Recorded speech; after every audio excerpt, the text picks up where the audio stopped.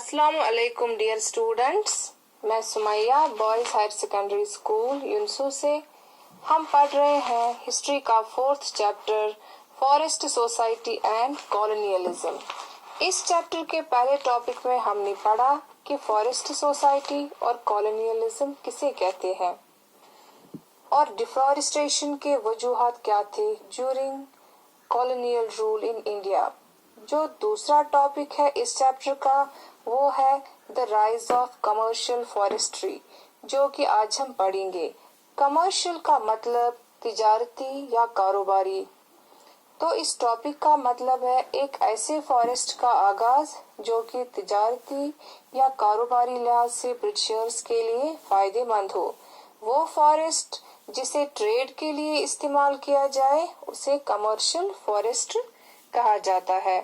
तो ऐसे फॉरेस्ट का राइज कैसे हुआ इंडिया में ड्यूरिंग कॉलोनियलिज्म, चलिए पढ़ते हैं इसके बारे में आज।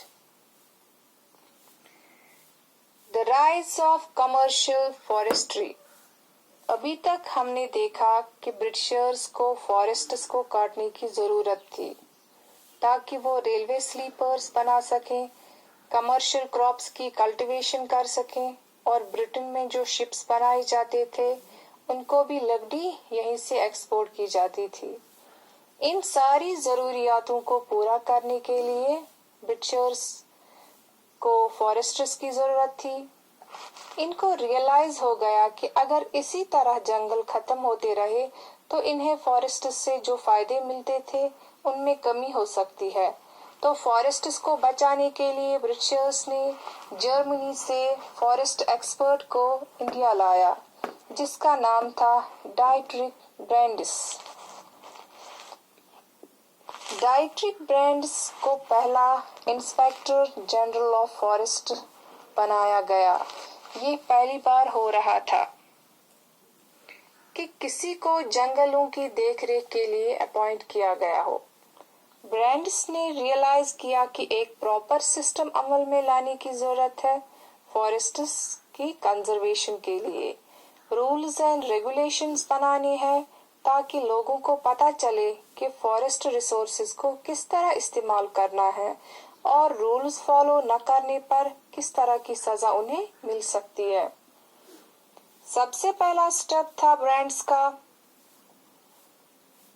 इंडियन फॉरेस्ट सर्विस सेटअप करना और ये उसने किया इन 1864। मतलब एक डिपार्टमेंट बनाया गया।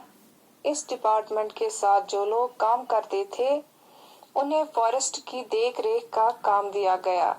जिस तरह IAS यानी इंडियन एडमिनिस्ट्रेटिव सर्विस के जरिए लोगों को अपॉइंट किया जाता है मुख्तलिफ एडमिनिस्ट्रेटिव डिपार्टमेंट्स में काम करने के लिए, इसी तरह फॉरेस्ट डिपार्टमेंट में काम करने के लिए इंडियन फॉरेस्ट सर्विस सेटअप किया गया।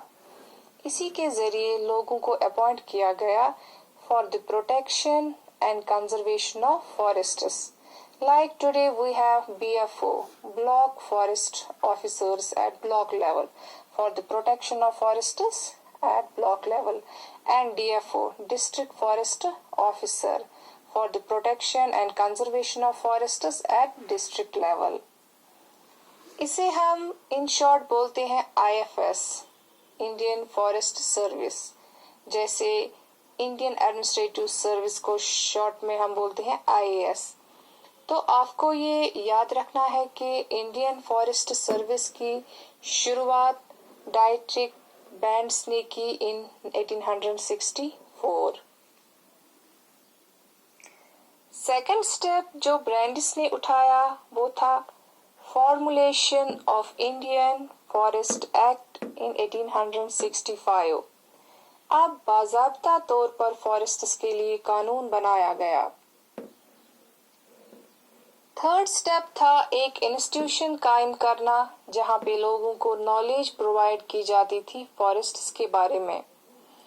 For this in 1906 Brandeis set up an imperial forest research institute eight Dehradun इन 1906। इस इंस्टीट्यूट में लोगों को साइंटिफिक फॉरेस्ट्री सिखाई जाती थी।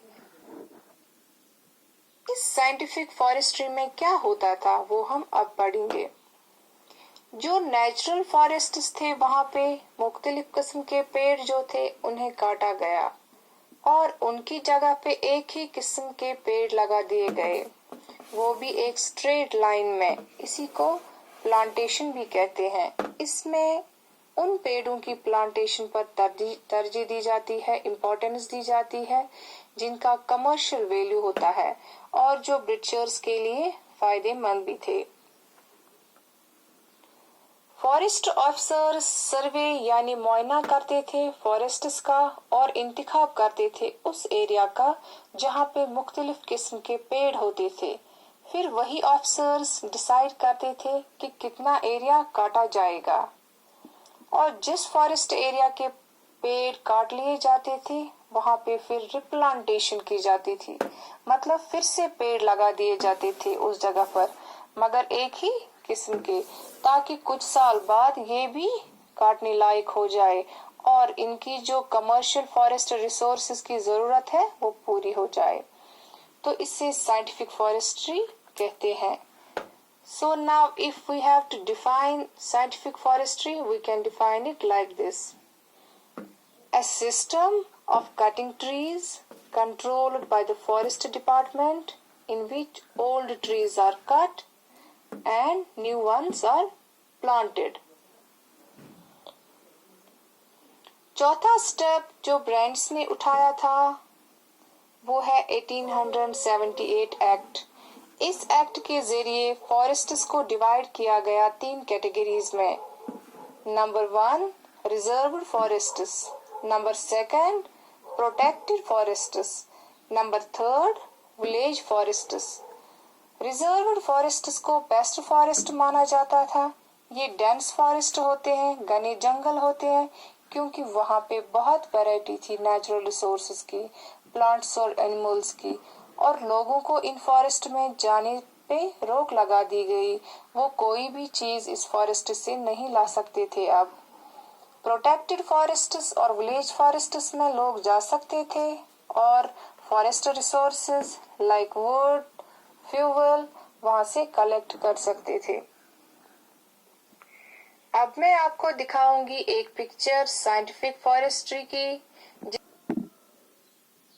جس میں ہم دیکھیں گے کہ کس طرح سے پلانٹیشن کی جاتی تھی۔ بچوں آپ سب اپنی ہسٹری ٹیکسٹ بک کا 105 پیج نمبر نکالیے۔ یہ دیکھیے اس پیج پہ یہ جو تصویر ہے اس میں پاپولر ٹریز کو اسٹریٹ لائنز میں پلانٹ کیا گیا ہے۔ پاپولر ٹریز کو ہم کشمیری میں فرس کہتے ہیں۔ تو یہ تھی ڈائٹرک برینڈز کی سائنٹیفک فارسٹری۔ اور 105 پیج نمبر پر آپ یہ دیکھ سکتے ہیں، یہ پک ہے امپیریل فارسٹ اسکول کی، جو کہ دہرادون میں سیٹ اپ کیا گیا۔ اس اسکول میں، اس انسٹیٹیوشن میں لوگوں کو سائنٹیفک فارسٹری کی نالج پرووائڈ کی جاتی تھی۔